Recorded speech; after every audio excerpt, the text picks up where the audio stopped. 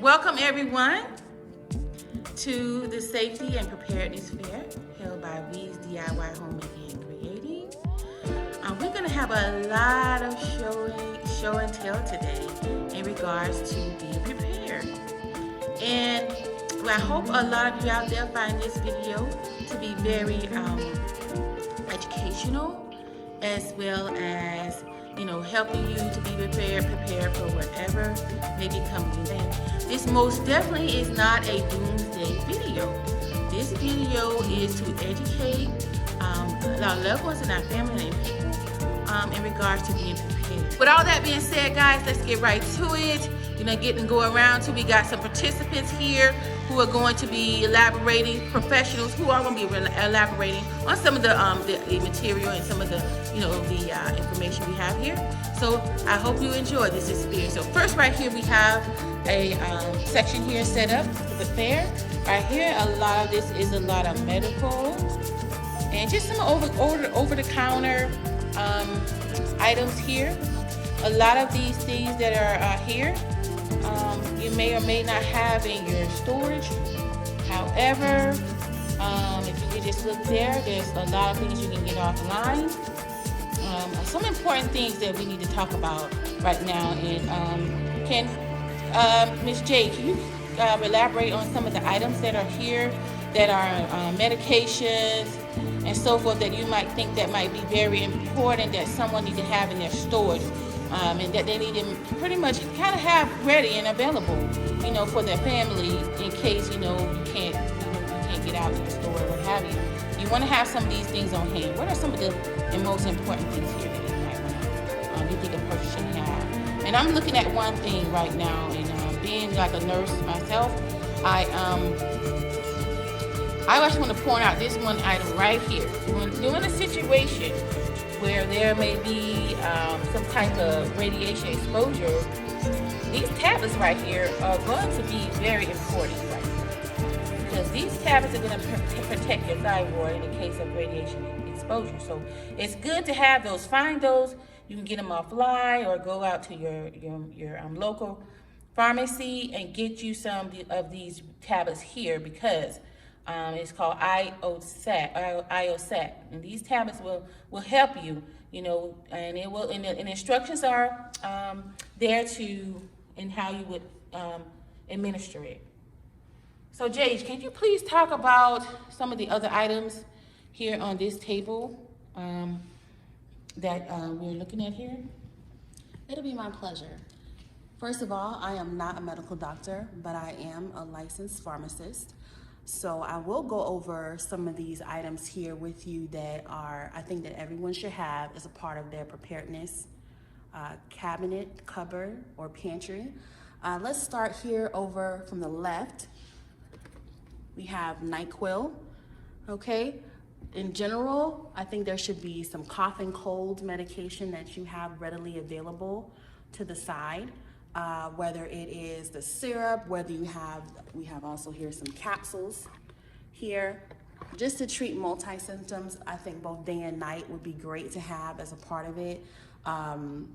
The main ingredients in those medications would be something for nasal congestion, so it would help to clear up your sinuses that may be stuffed, something, a cough suppressant, and something to also, for example, with the NyQuil, will help you to sleep at night.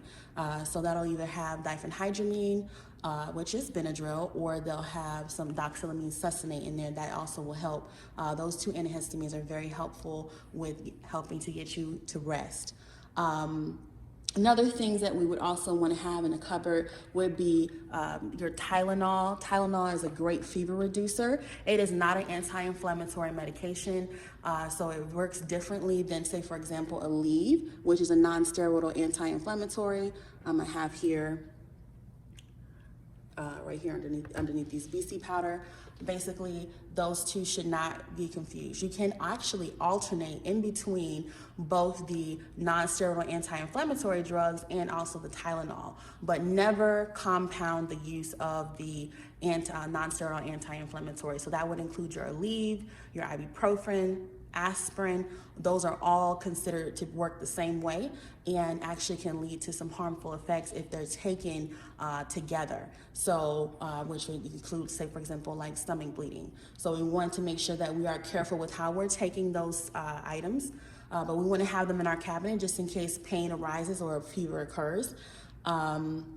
Again, another thing about the Tylenol, you do want to be careful with your Tylenol. 4 grams is recommended by the FDA, no more than 4 grams. No more than 4 grams, let me stress that, of it a day. If you're exceeding that amount, that can increase your risk of liver toxicity, and we do not want to damage your liver. Your liver is a chemical capital of your body, and it is very important that you take care of it. So make sure you have your pain medications readily available. Another thing I would recommend having is your aspirin.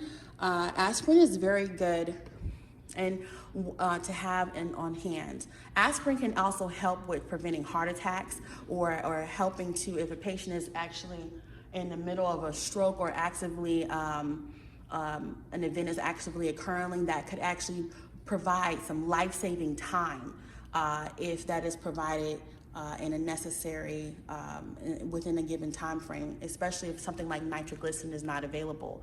So that would be very helpful to have on hand. Let's now move on to our Fleet, Miralax, and stool softeners. We tried to group those together. Those are very good to have. Constipation, a lot of people do not realize that they suffer from constipation.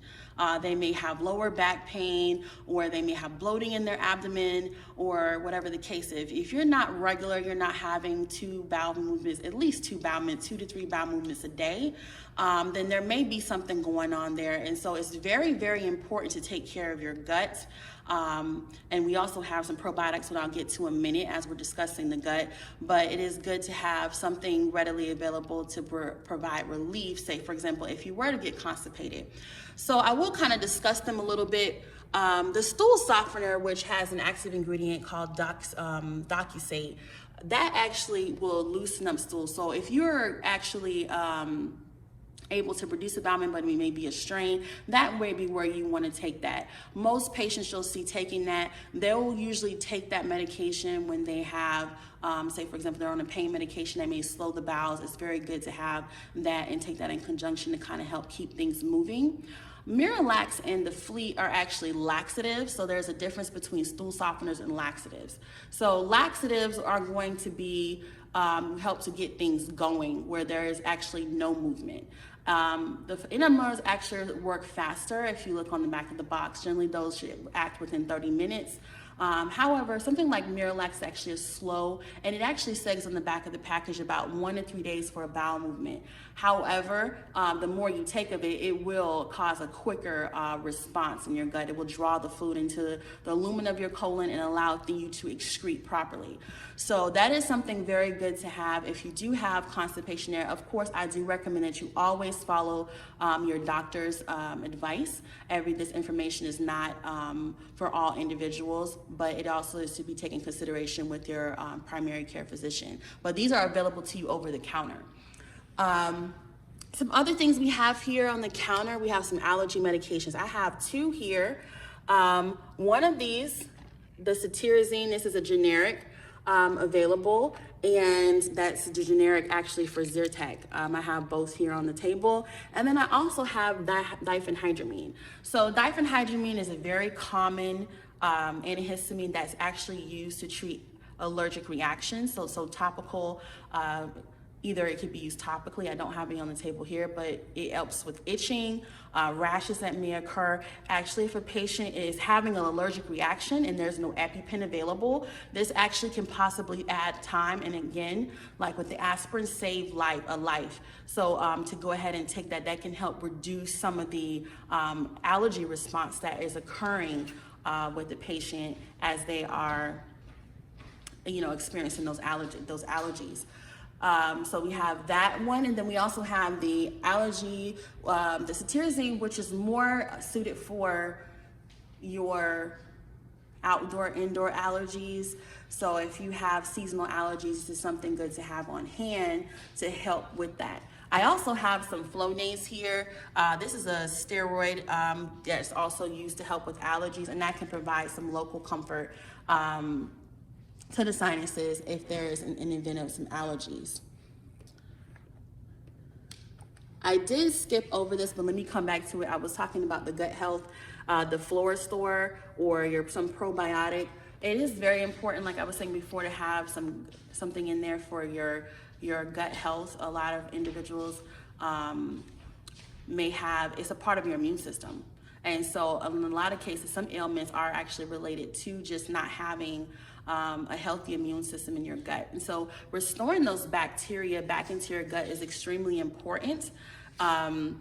These have different amounts of cells of bacteria in there, and they will go into your gut and then it can help reduce bloating. It can help make sure that you have proper bowel movements and overall a better feeling of health if you're making sure that you keep up with that. Now we'll just move on to, I have here some vitamins and some supplements. And I just wanted to mention those things along with, especially during this time of the pandemic with COVID-19 out there. It is important not only that we try to treat symptoms, but we're trying to be preventative. And so a lot of times in our diets, we may not be getting the necessary nutrition. And so therefore it is important to have vitamins added to your daily regimen. So I just have here a 1 a day. You can use any brand of vitamins, but as long as you are getting some vitamins into your diet, that will help to supplement where you may be lacking. Another thing that I wanted to add in is here we have the elderberry, we have some zinc up here, and I have some vitamin C packets here, and also the vitamin C, the tablets. So vitamin C, zinc, those are very good to help support your immune system, which